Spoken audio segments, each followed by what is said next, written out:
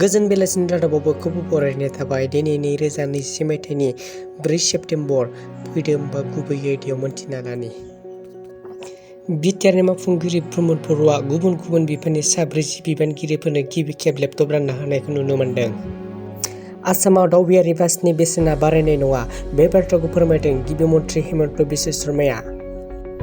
आसामाव गुबुन मोनसे गोजोन गोरोबथा जानो थांगासिनो दं।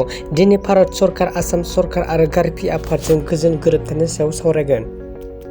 कामरुप जिल्लानि मिर्जा ओनसोलाव मानो मैदेरा मोब्लिबजों बोजानानै जिउ खहा जादों? बे जाथाया माइ आबाद जानो थांनायावनो नुजाथियो होनना खौरांगिरिफोरा फोरमायदों।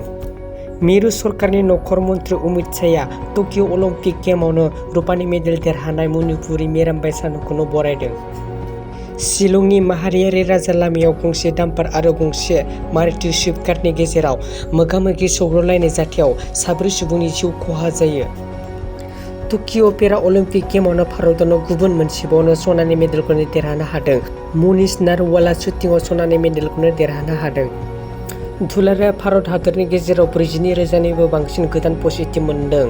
हादरनि गेजेराव केराला रायजोनिफ्रायनो बांसिन 29,000 गोदान पजिटिभ मोनदों। नगाव आरो काछार पेपार मिलनि मावफारियाफोरखौ फैगौ 15 साननि गेजेरावनो क्वार्टारखौ नागारनो बिथोन होबाय हिन्दुस्तान पेपार क'र्प'रेशननि लिमिटेडआ। नोंथांमोना आंनि फरायनाय रादाबखौ मोजां मोनदोंब्ला लाइक, शेयार एन्ड कमेन्ट खालामगोन होनना मिजिंथिबाय। होमबा दिनैनि रादाबखौ बेखिनियावनो दोनथ'नाय जाबाय। गोजोन्थों बयनिबोसिम।